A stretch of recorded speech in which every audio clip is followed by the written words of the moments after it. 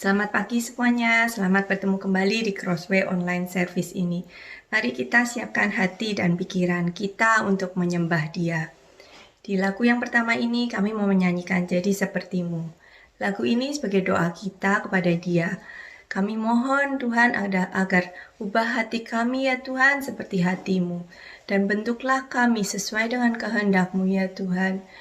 Supaya kami selalu dapat memancarkan sinar kemuliaan-Mu dan menjadi saksi-saksi bagi dunia ini. Terima kasih ya Tuhan, terima kasih.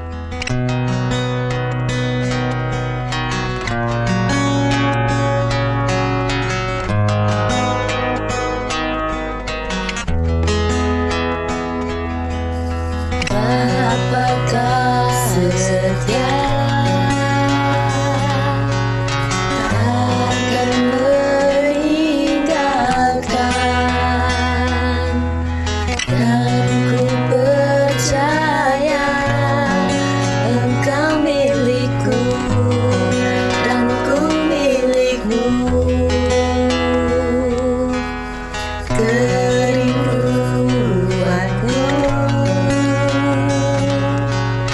tinggikan namamu, karena ku tahu Engkau dalamku dan ku dalammu. Ubah hatiku seperti hati-Mu, setulus salib-Mu, kasih-Mu Tuhan. Biar mataku seperti mata-Mu, pancarkan kasih-Mu. Ku mau jadi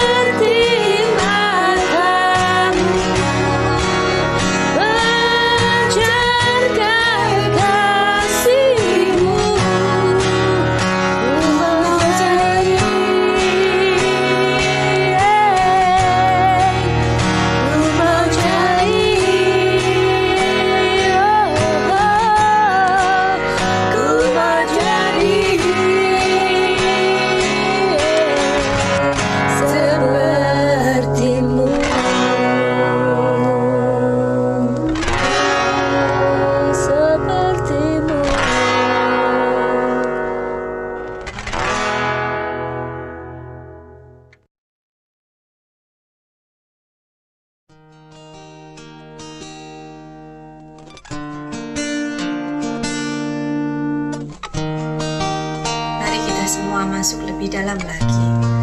Bagaikan bejana yang siap dibentuk, demikianlah hidup kita di tangannya. Kami mau serahkan semua segala pikiran dan harapan kami sesuai dengan rencana kami. Bentuk hati kami selalu ya Tuhan untuk memuliakan. Kekuatan di jiwaku, ketenangan di batinku, ada dalam hadiratmu, ku menyembahmu.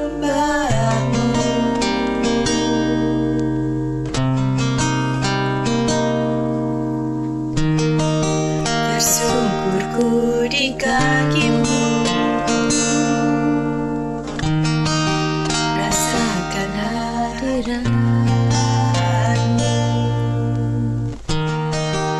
Takkan ku melepaskanmu, kau cahaya bagiku.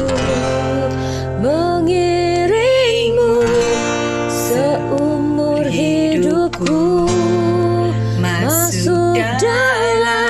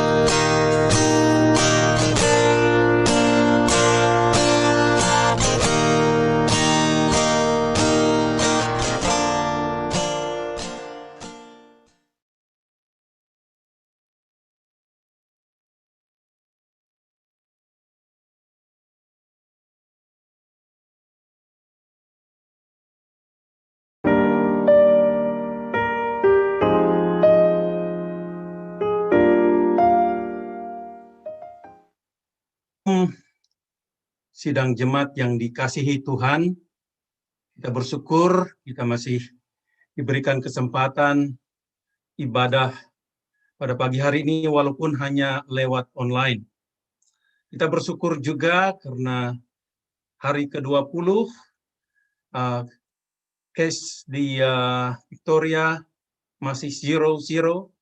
Biar kita mengharapkan supaya ini benar-benar akan dihilangkan sama sekali, sehingga kita bisa mendapatkan banyak kebebasan untuk menyembah Tuhan. Terima kasih untuk Southeast Worship Leader dan tim yang sudah menghantar kita untuk ibadah pada pagi hari ini.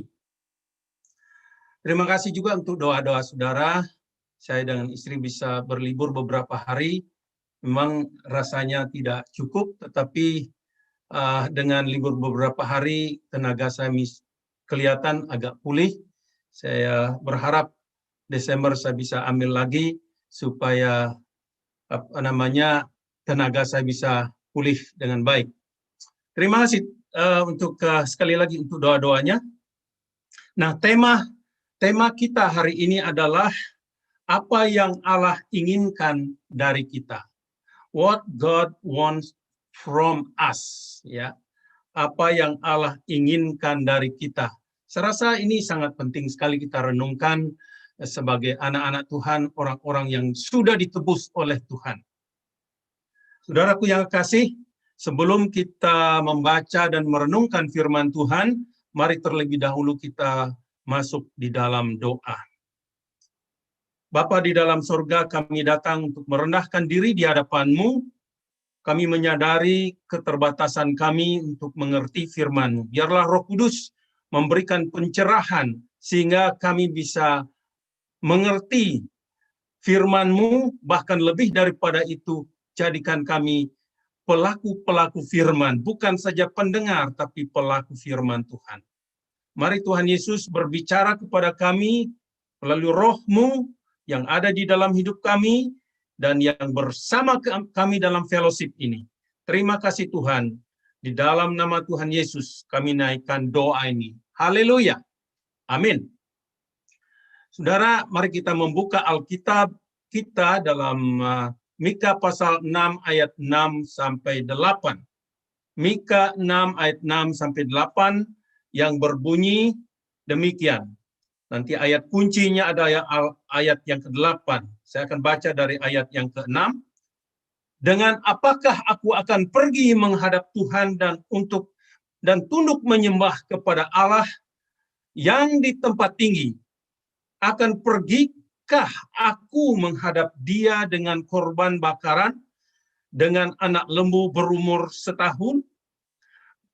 Berkenankah Tuhan kepada ribuan domba jantan, kepada puluhan ribu curahan minyak? Akan kupersembahkankah anak sulungku karena pelanggaranku dan buah kandunganku karena dosaku sendiri? Ayat 8, hai manusia, telah diberitahukan kepadamu apa yang baik, dan apakah yang dituntut Tuhan daripadamu selain berlaku adil, mencintai kesetiaan, dan hidup dengan rendah hati di hadapan Allahmu. Saudara yang kekasih dalam Tuhan, dari generasi ke generasi manusia senantiasa ingin tahu apa tujuan hidup mereka. Apa tujuan hidup mereka di hadapan Tuhan? Pertanyaan yang sering mereka tanyakan adalah, mengapa kita ada di bumi? Apakah kehendak Allah dalam hidup kita? Saudara, pertanyaan yang diajukan oleh Nabi Mika dalam ayat 8, apa yang Allah inginkan atau tuntut dari kita? Dengan kata lain, perkara apakah yang paling penting dan utama yang dituntut Allah dari kita? Ini adalah merupakan satu pertanyaan yang sangat penting untuk kita tanyakan kepada diri kita sendiri.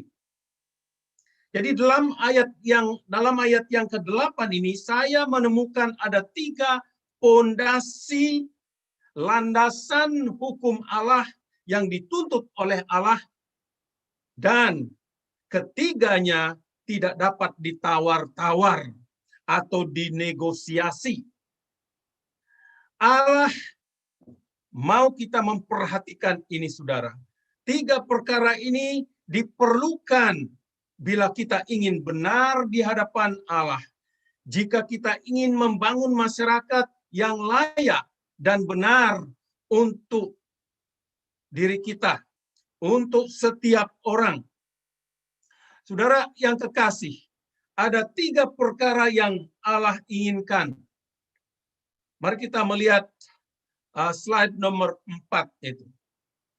Di sana kita melihat, saudara-saudara, 4 perkara yang Allah inginkan atau tuntut dari kita itu berlaku adil, act justly, mencintai kesetiaan, love mercy, hidup dengan kerendahan hati, walk humbly. Dan mari kita melihat satu persatu ketiga pokok ini yang diinginkan, yang dituntut oleh Allah. Yang pertama, mari kita melihat berlaku adil. Jadi di sini kita melihat Allah menginginkan pikiran kita yang tidak terbagi-bagi. Ya, itu yang diinginkan Allah. Makanya Mika pasal 6 ayat 8 itu kita melihat ada kata yang dikatakan selain berlaku adil. Bilang, hai manusia, telah diberitahukan kepadamu apa yang baik. Dan apakah yang dituntut dari Allah, tuntut Tuhan daripadamu selain berlaku adil. Itu yang pertama. Jadi perhatikan itu, selain berlaku adil. Nah, saudara-saudara, mungkin kita perlu bertanya di sini, apakah keadilan itu? Ya, apakah keadilan itu? Nah, keadilan adalah suatu konsep etika dan hukum yang artinya bahwa orang-orang harus berlaku sedemikian rupa secara adil, setara, dan seimbang bagi setiap orang. Saya sering mendengar orang tua berkata, he or she is my favorite child. Saudara bayangkan kalau anak-anak mereka yang lain mendengarkan kata-kata itu, saudara yang kekasih, pastilah ia atau mereka akan kecewa. Karena apa? Karena tidak diperlakukan dengan adil. Saya harap kita jangan memihak atau punya favoritisme dalam keluarga. Semua anak kita harus kita perlakukan dengan adil, seimbang, ya, setara, karena mereka itu pemberian dari Tuhan. Itu dalam keluarga. Nah, pertanyaan kita di sini, apakah pentingnya keadilan itu? Kita melihat keadilan itu penting. Keadilan adalah satu nilai, saudara-saudara, nilai moral yang sangat penting dalam bidang hukum dan politik. Tanpa keadilan, ya, tanpa keadilan manusia akan saling menindas satu sama lain. Baik itu dalam keluarga, baik itu dalam komunitas, baik itu dalam negara, dan lain sebagainya. Kita akan saling menindas kalau kita tidak menegakkan keadilan. Raja Daud, saudara-saudara, berkata, keadilan dan hukum atau kebenaran adalah tumpuan tahta Allah. Jadi saudara-saudara, dalam bahasa Inggris dikatakan righteousness and justice are foundation of your throne. Saudara, dari Mazmur 89 ini kita diberitahukan oleh Raja Daud bahwa keadilan dan kebenaran adalah tumpuan atau pondasi tahta Allah.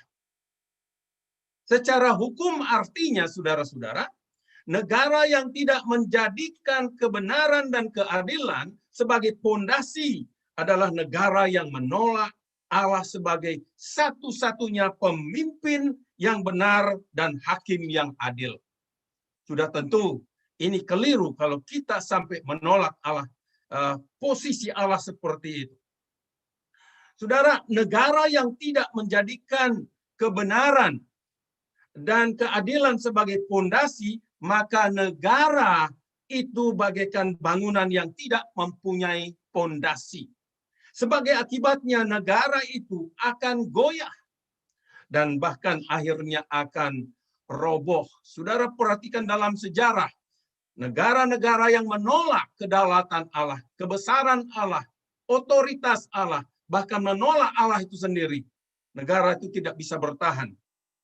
Nah, demikian juga gereja dan rumah tangga Kristen yang tidak menjadikan kebenaran dan keadilan sebagai pondasi akan menjadi gereja dan rumah tangga yang tanpa pondasi. Dan tinggal tunggu waktunya, keluarga, gereja itu akan hancur. Saudara, saya menyelidiki ke dalam Alkitab Perjanjian Lama dan Perjanjian Baru. Secara berulang kali orang Ibrani bangsa Israel, kalau dalam Perjanjian Lama dan dalam Perjanjian Baru, para pengikut Kristus dipanggil untuk berlaku adil. Mereka diperintahkan untuk menghentikan penekanan, memperhatikan orang-orang miskin, memperlakukan orang-orang asing sama seperti memperlakukan orang-orang kita sendiri, orang-orang mereka sendiri. Para janda dan yatim piatu yang tidak mungkin dapat menyediakan kebutuhan hidup mereka tanpa pertolongan kita. Jadi penegakan keadilan itu sangat-sangat penting.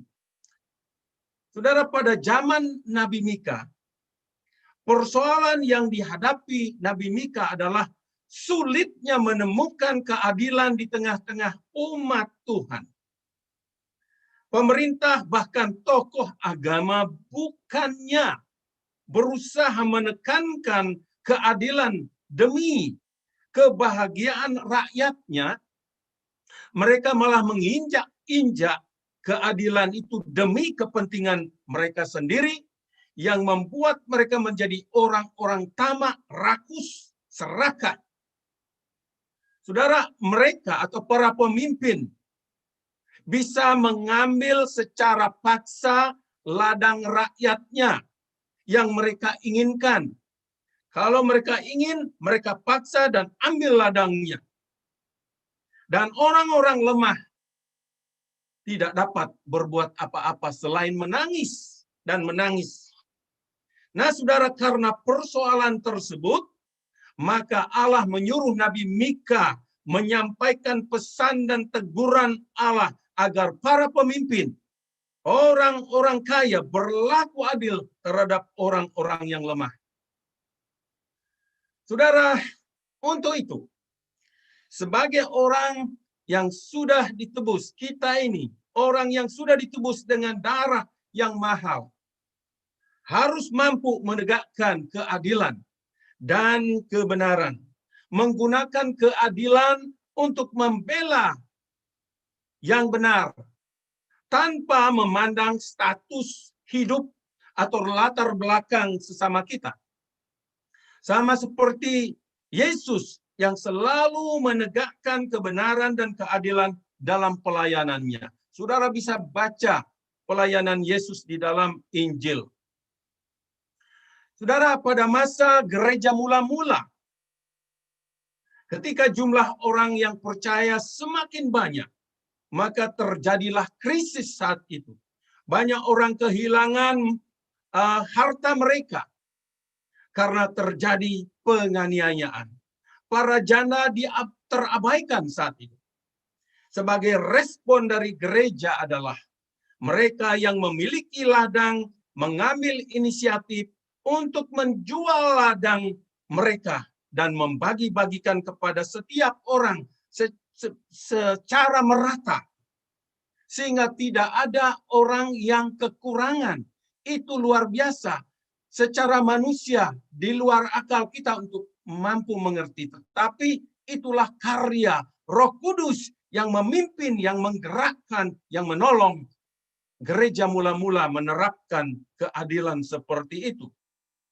Itu kita bisa baca, saudara-saudara, di dalam Kisah Para Rasul pasal 2 ayat 41 sampai 47 dan pasal 4 ayat 32 sampai 37.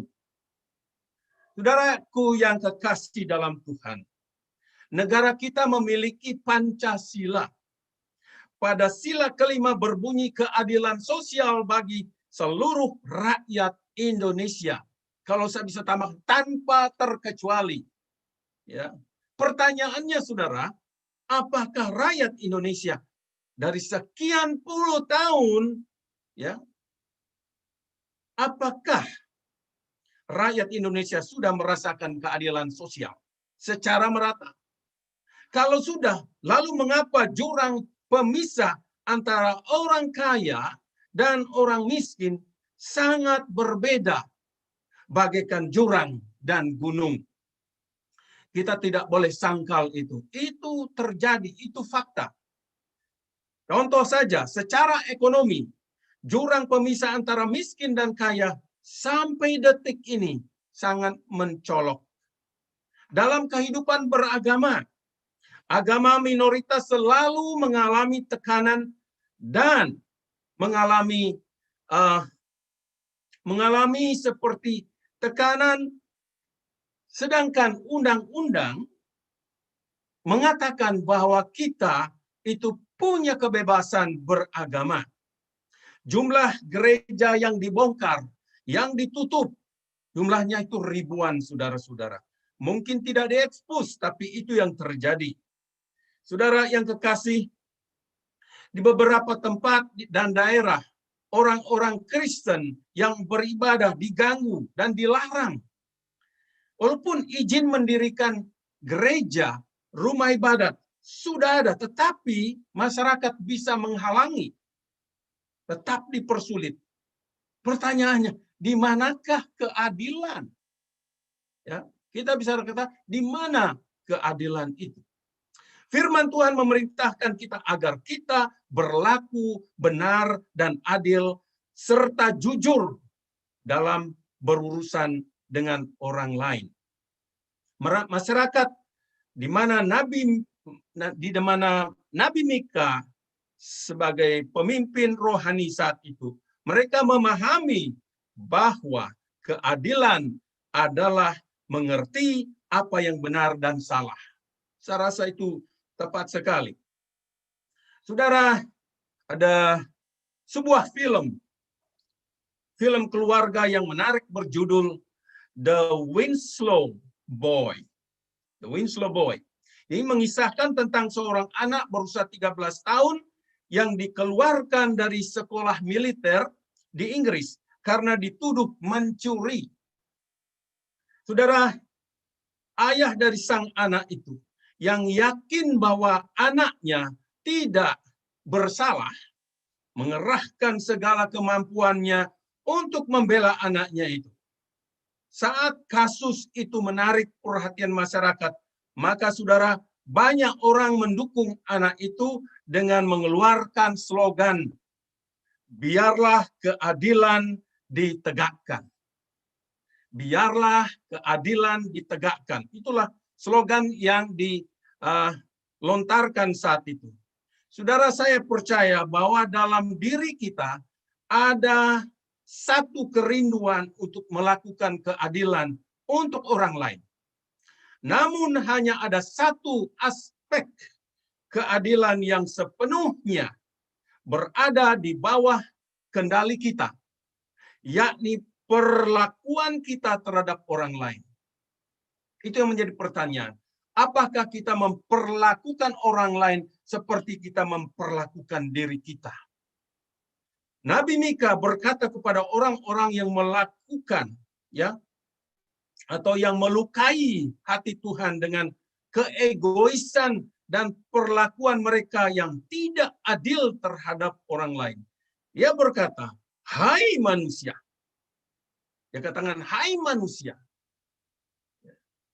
telah diberitahukan kepadamu apa yang baik, dan apakah yang dituntut Tuhan daripadamu selain berlaku adil, mencintai kesetiaan, dan hidup dengan rendah hati di hadapan Allahmu. Mika 6 ayat 8. Saudara, karena itu menjawab pertanyaan apa yang Tuhan harapkan atau tuntut dari kita. Sebagai jawabannya, saudara, Dia menginginkan adanya tindakan berlaku adil, kasih, mencintai, kesetiaan, dan kerja sama, hidup dengan rendah hati di hadapan Allahmu, dikatakan.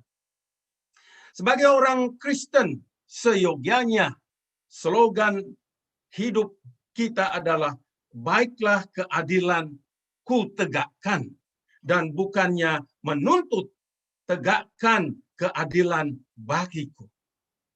Hal-hal yang besar dan luar biasa dapat terjadi bila kita berkata, di keluarga saya, di tengah masyarakat saya, di tempat kerja saya, dan di dalam setiap hubungan saya dengan orang lain, biarlah keadilan saya tegakkan.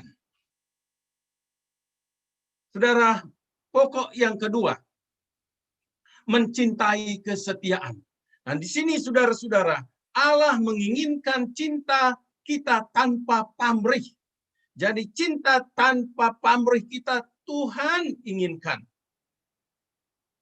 Mari kita melihat anak kalimat berikutnya, Mika 6 ayat 8 ini dikatakan mencintai keadilan. Hai manusia, telah diberitahukan kepadamu apa yang baik. Dan apakah yang dituntut Tuhan daripadamu selain berlaku adil, dan ditekankan di sana mencintai kesetiaan dan seterusnya. Saudara, perlu kita pahami bahwa kebenaran dan keadilan serta kesetiaan atau belas kasihan adalah merupakan sifat karakter Allah yang sangat fundamental, mendasar. Dalam Mazmur 89 ayat 15, dalam anak kalimat terakhir dikatakan di sana, kasih dan kesetiaan berjalan di depanmu.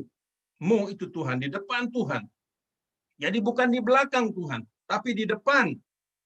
Nah, saudara yang kekasih, kata kasih dan kesetiaan, love, mercy, dalam bahasa Ibraninya artinya kasih yang loyal. Loyal love. Ini berhubungan dengan perjanjian kasih satu sama lain. Artinya kita harus setia, loyal kepada Allah dan kepada orang lain. Kita harus menjangkau mereka yang memiliki kebutuhan dengan menunjukkan kasih dan kepedulian kepada mereka. Kita harus menunjukkan, saudara-saudara, belas kasihan yang tulus dan kebaikan kepada mereka yang memiliki kebutuhan. Saudara yang kekasih dalam Tuhan, Rasul Paulus berkata dalam Kolose pasal 3, 13, 14, dia berkata ini kepada jemaat di Kolose. Dan ini sangat penting, saudara. Dikatakan Kolose pasal 3, 13 sampai 14 dalam firman Tuhan sini berkata, sabarlah kamu seorang terhadap yang lain, dan ampunilah seorang akan yang lain apabila yang seorang menaruh dendam terhadap yang lain. Sama seperti Tuhan telah mengampuni kamu, kamu perbuat jugalah demikian. Ayat 14 ditekankan di sini. Dan di atas semuanya itu, kenakanlah kasih sebagai pengikat yang mempersatukan dan yang menyempurnakan. Nah, saudara, artinya tanpa kasih, maka kesabaran dan pengampunan kita tidak akan sempurna di hadapan Allah. Oleh sebab itu, saudara, mari kita tanya, apakah kita dikendalikan oleh kasih Tuhan di dalam pelaksanaan pelayanan kita, dalam pekerjaan kita. Kesetiaan yang bagaimanakah? Ini pertanyaan. Kesetiaan yang bagaimanakah yang Allah inginkan dari kita? Saudara, kesetiaan yang diinginkan oleh Allah dari umatnya adalah kesetiaan yang ditujukan kepada Allah dalam situasi dan kondisi apapun. Tidak peduli kondisi dan situasinya. Artinya saudara, kita tidak akan meninggalkan Tuhan pada saat kita hidup serba ada. Dan hanya berseru minta tolong kepada Tuhan ketika kita mengalami kesusahan. Jangan seperti itu. Ingat, kita tidak akan mungkin, saudara, bisa melakukan kebenaran dan keadilan dan menunjukkan belas kasihan kepada orang lain jika kita tidak memiliki hubungan yang benar dengan Allah. Jadi kuncinya di sini, kalau kita bisa melakukan itu karena hubungan kita dengan Tuhan sangat dekat. Itu kuncinya. Pokok yang ketiga, saudara-saudara. Hidup dengan rendah hati. Hidup dengan rendah hati. Dan di sini Allah menginginkan ketaatan tanpa syarat dari kita. Ya, kita mungkin katakan saya taat, tapi ada pertimbangan-pertimbangan. Tetapi di sini tanpa syarat. Saudara, firman Tuhan kita lihat di dalam kalimat yang terakhir dikatakan hidup dengan rendah hati di hadapan Allahmu. Yakobus 4 ayat 10 berkata, rendahkanlah dirimu di hadapan Tuhan dan Dia akan meninggikan kamu.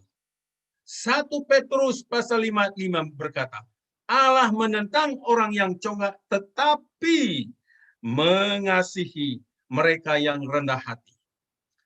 Saudara, apakah kerendahan hati itu? Apakah humility itu? Dan di sini kita melihat C.S. Lewis, seorang teolog, berkata, kita melihat di dalam slide nomor 13, ya. C.S. Lewis berkata, humility is not thinking less of yourself less. It is thinking of yourself less. Kalau saya bisa terjemahkan di sini, kerendahan hati bukan berpikir kurang tentang diri kita, diri saudara, melainkan berpikir tentang diri saudara kurang. Saudara yang kekasih dalam Tuhan Yesus, silakan Halim, tolong slide yang nomor 13 supaya dilihat. Itu kutipan yang bagus. Apakah kerendahan hati itu? Nah, saudara, konteks kita lihat di sini Nabi Mika melihat bahwa orang Israel merasa sombong, ya, dengan persembahan yang mereka berikan kepada Allah. Mika 6 ayat 6 sampai 7. Karena itu, melalui Nabi Mika, Allah menyampaikan satu teguran kepada mereka tentang persembahan yang mereka berikan kepada Tuhan tidak ada gunanya. Tuhan lebih menginginkan persembahan yang diberikan dengan kerendahan hati dan dengan ketulusan. Besar dan kecilnya persembahan kita bukanlah menjadi ukuran. Besar dan kecilnya persembahan bangsa Israel saat itu bukan menjadi ukuran. Yang menjadi ukuran adalah kerendahan hati dan ketulusan. Dan Paulus juga berkata di dalam Perjanjian Baru, hendaklah memberikan dengan kerelaan hati dengan tulus. Itu yang berkenan di hadapan Tuhan. Apapun bentuk persembahan saudara, harus memberikan dengan kerendahan hati. Saudara, hidup manusia menyimpan banyak kesombongan. Seperti ada gudang gitu dalam hidup kita. Yang tidak kita sadari. Manusia merasa sombong bila ia mencapai keberhasilan tertentu tanpa menyadari bahwa apa yang mereka miliki itu, saudara-saudara, merupakan pemberian Tuhan.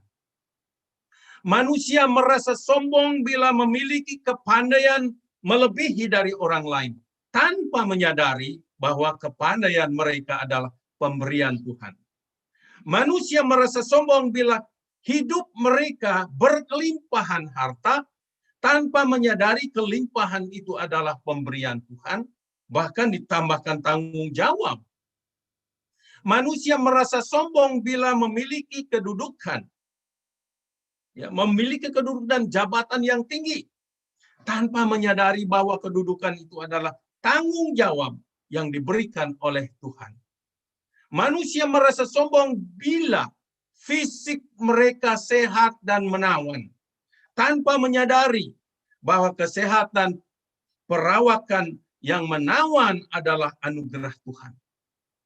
Manusia merasa sombong bila bisa memberi banyak dibandingkan orang lain, tanpa menyadari bahwa apa yang mereka berikan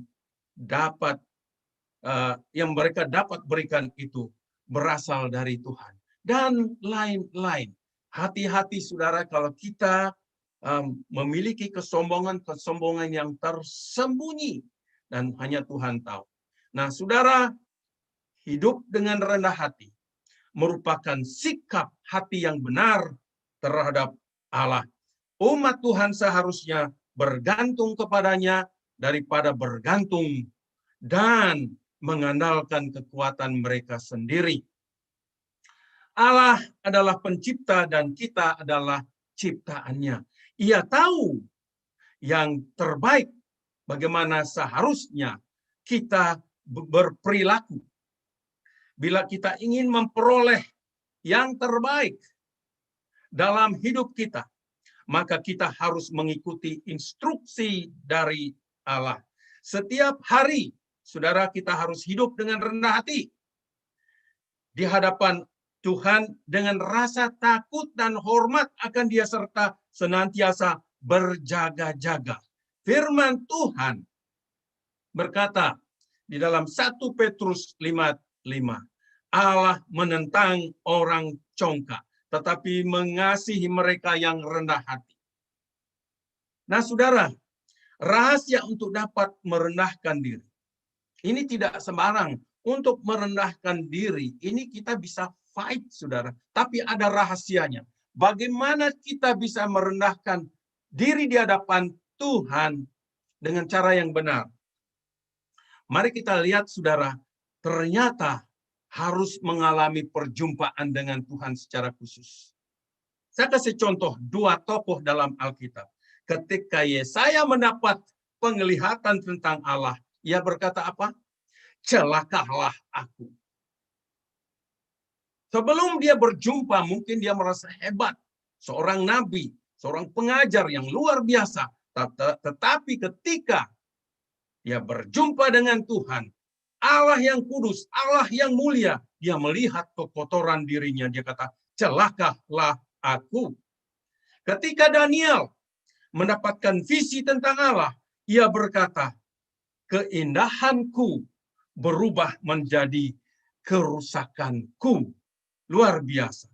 My beauty was turned into corruption. Ini luar biasa, saudara-saudara yang kekasih.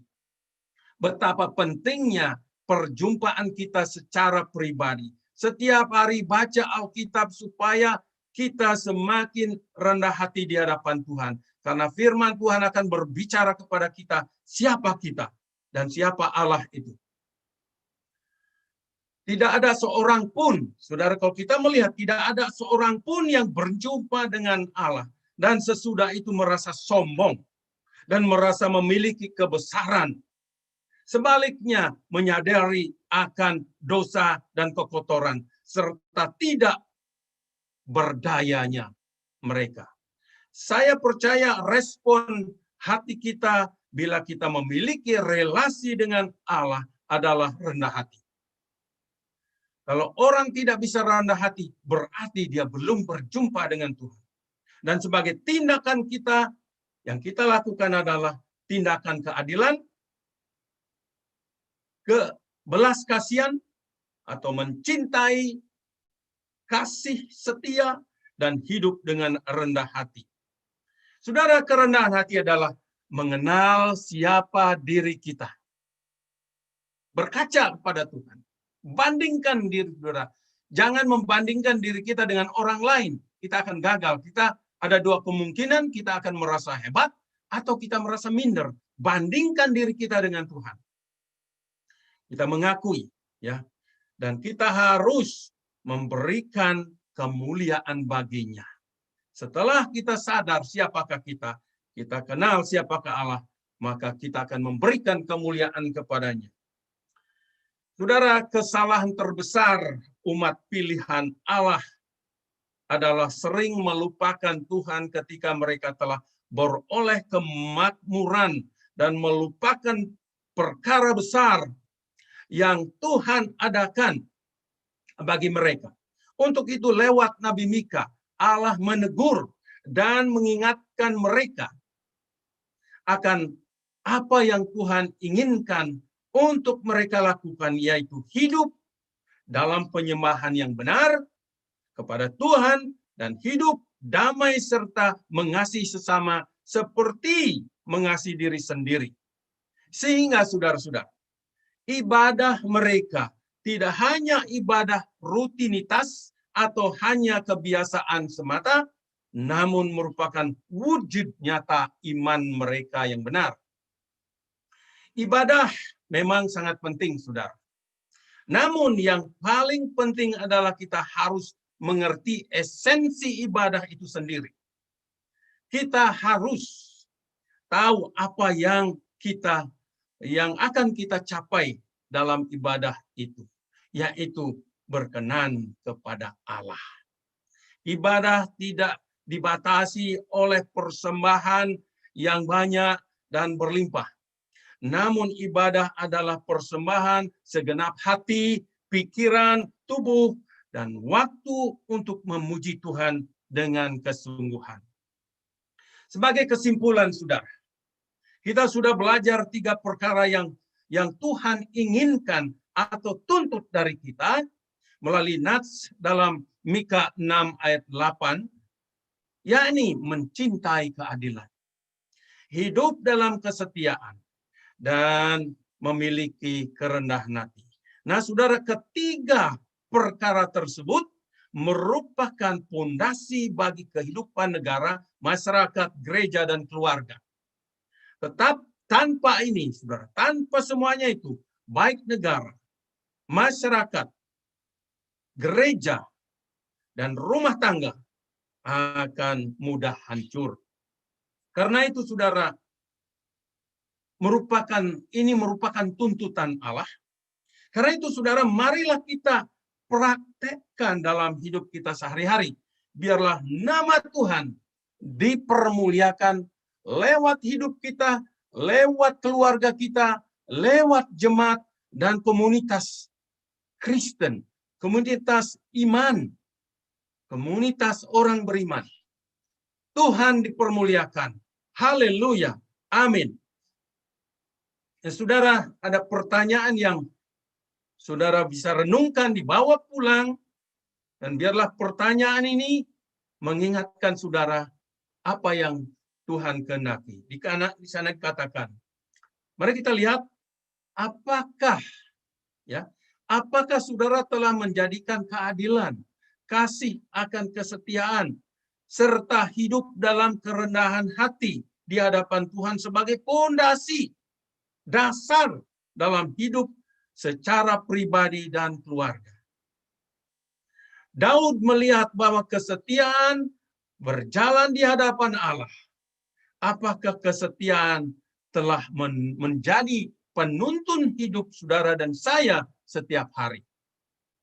Yang ketiga, tahukah saudara bahwa tidak seorang pun bisa merendahkan diri bila ia belum mengalami perjumpaan dengan Allah. Sejak percaya kepada Tuhan Yesus, kapan saudara pernah mengalami perjumpaan dengan Tuhan? Apakah dampaknya? Hanya saudara yang tahu. Kalau saudara belum mengalami perjumpaan, ambil waktu, renungkan firman Tuhan, baca, renungkan firman Tuhan, berdoa, merendahkan diri supaya Tuhan menyatakan dirinya. Dan saudara akan heran bahwa saudara akan seperti Yesaya dan seperti Daniel.